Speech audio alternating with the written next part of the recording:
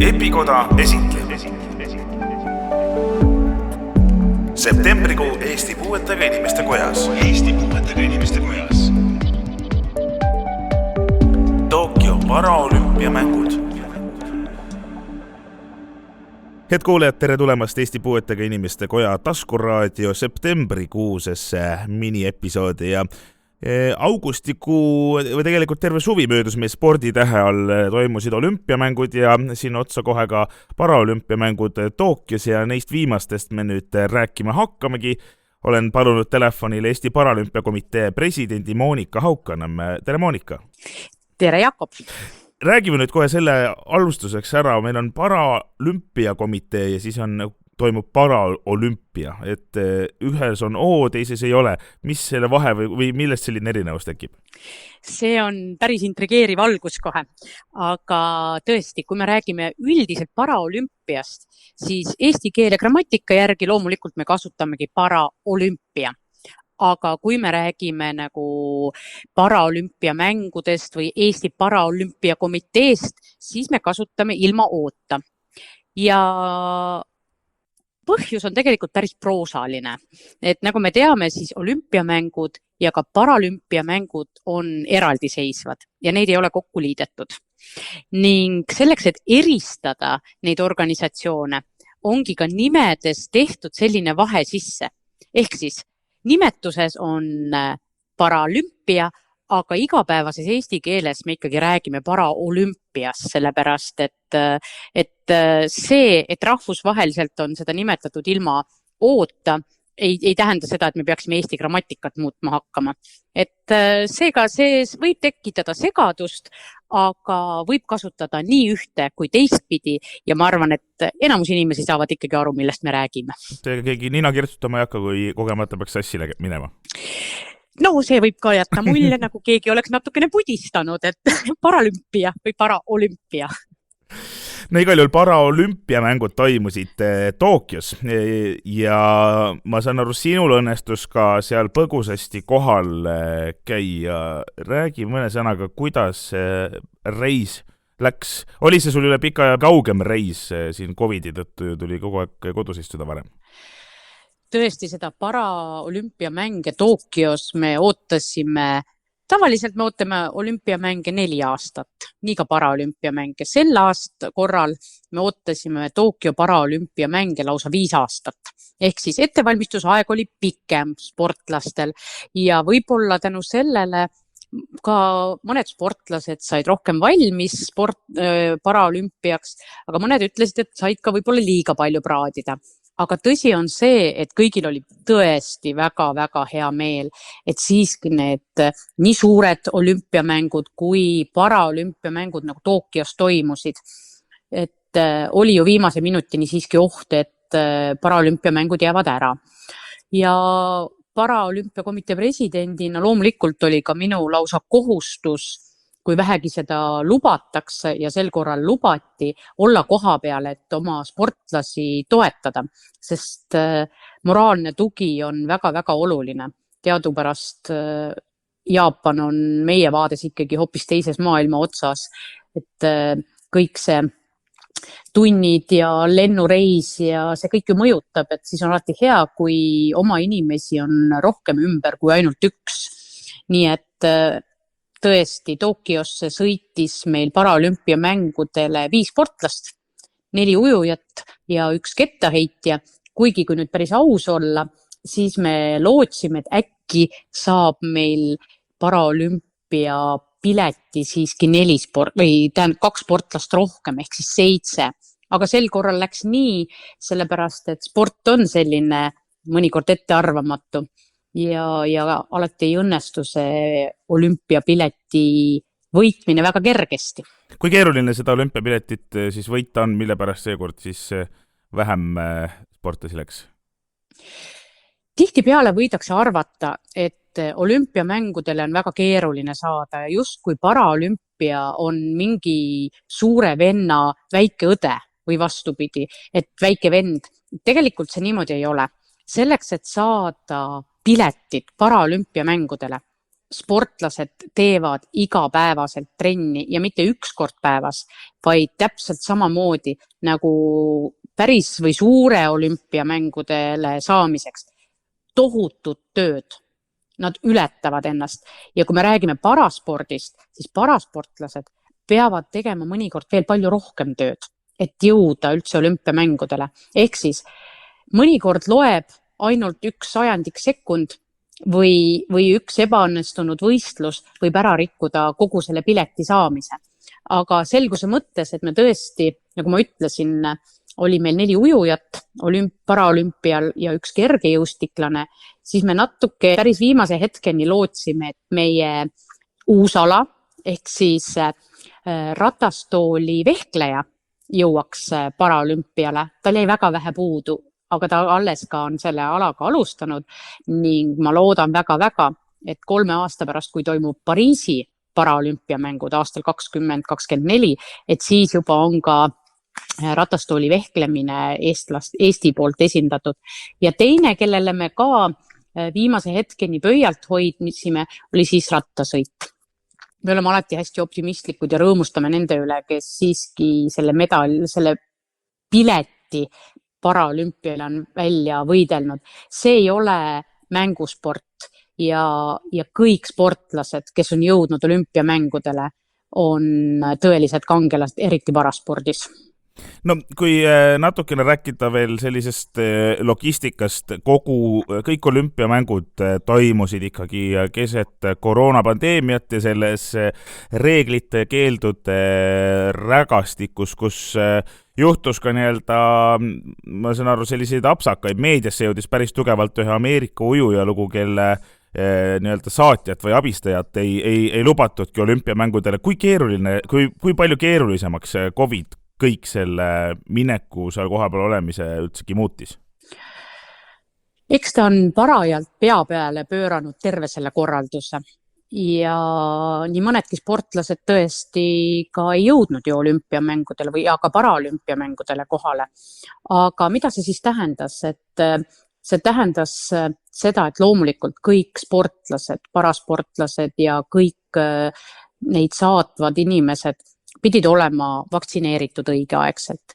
Enne Jaapanisse sisenemist tuli juba Eestis teha 2 järjestikust testi ja ka vastavad siis tõesti Jaapani sertifikaadid täita.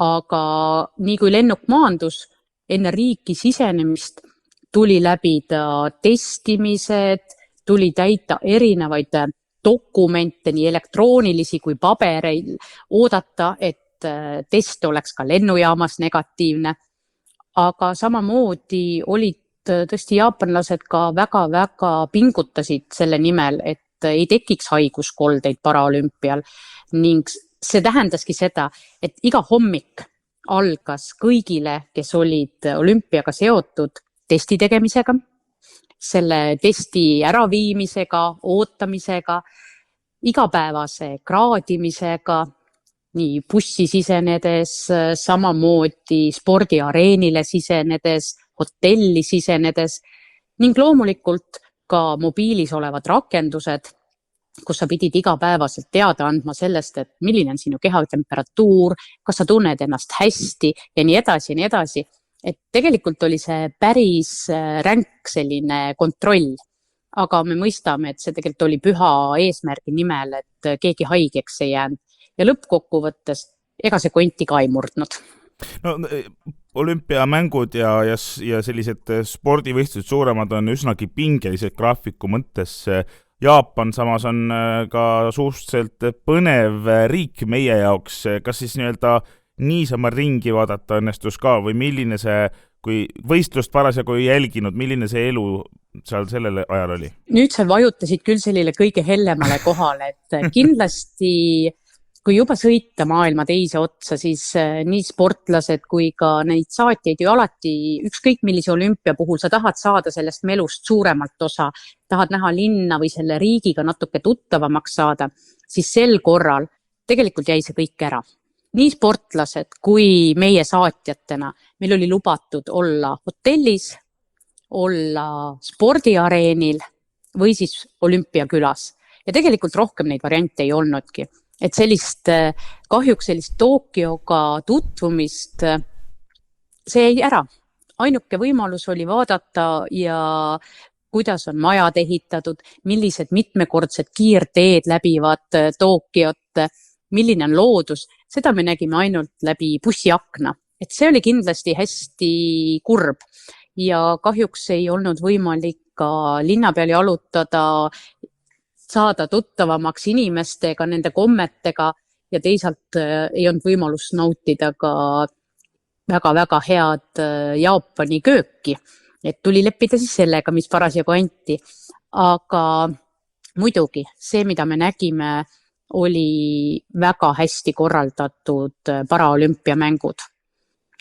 Väga suurepärased tingimused sportlastel anda oma parim, teha kõik, mis nende sees on. Et kuidas see korraldusliku poole pealt oli, see oli muidugi lihtsalt sõnul seletamatu. Ja ma arvan, et iga sportlane näiteks, kes tuleb kas või paraolümpiamängudele, olla selles olümpiakülas, tunnetada seda kõike, mis seal on, et see on midagi sellist, mida ei saagi sõnadesse panna. See ei ole tavaline võistlus, vaid see on kõige suurem maailma spordipidu. Oskad sa tuua mõne näite niisugusest heast korraldusest, mida olid korraldajad ära teinud selleks, et kõigil hea oleks olla? Kas või see, kui täpselt alustati võistlustega, kuidas oli organiseeritud sportlaste jõudmine spordiareenile, nende testimine, liikumine kas või ühest kohast teise, selline pisikene logistika, mida sa võib-olla muidu ei panekski oma igapäevases elus tähele. Ja loomulikult see suurepärased spordihallid ja loomulikult, mis jättis, ma arvan, kõigile ülimalt meeldiva mulje, oli jaapanlaste külalislahkus ja kui palju oli vabatahtlikke. Neid jagus praktiliselt igale meetrile, kes olid valmis sind kohe juhendama, suunama ja vajadusel kättpidi kohale viima, et sa kindlasti jõuaksid sinna, kuhu sul oli vaja jõuda. Ja ausalt öeldes mõnikord tundus isegi, et neid abilisi on nii palju, et rohkem kui sportlasi.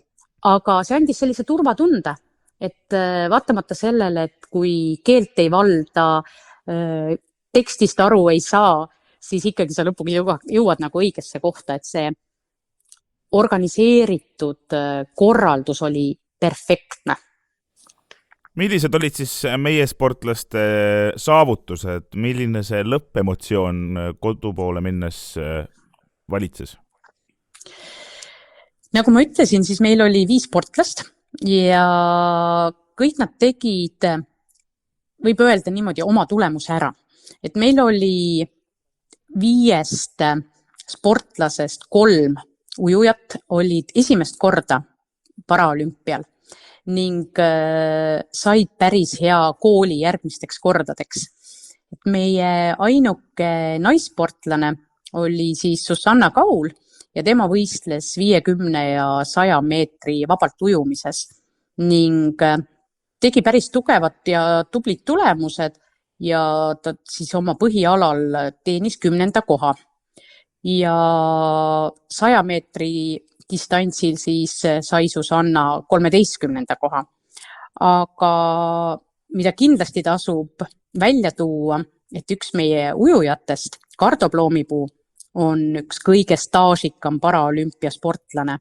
Et Tokyos oli siis Kardo oma 5. paraolümpiamängudel ja tegi väga hea tulemuse ja saavutas oma distantsil, milleks oli siis 100 meetri selili ujumine, ka lõpparvestuses 9. koha.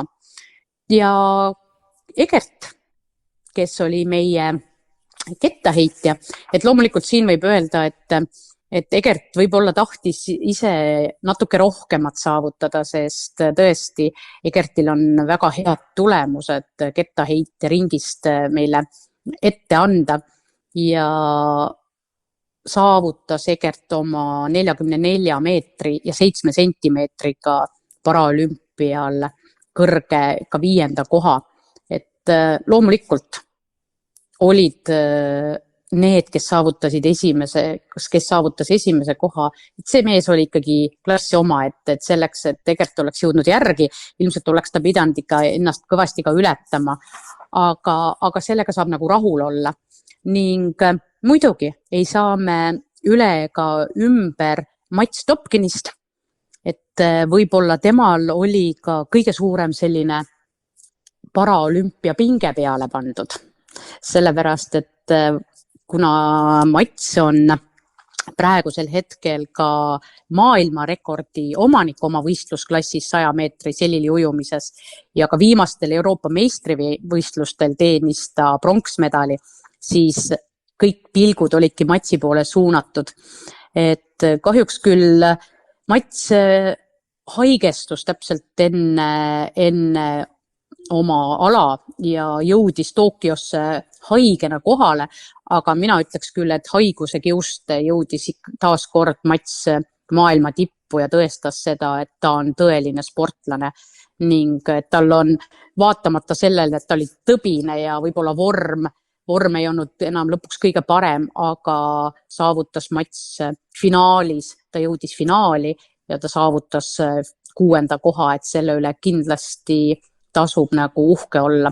Nii et Mats, Robin ja Susanna olid siis meie pesamunad ning ma loodan, et nad on 3 aasta pärast ka Pariisis ja siis on juba see niinimetatud olümpiavärin natuke väiksem sees.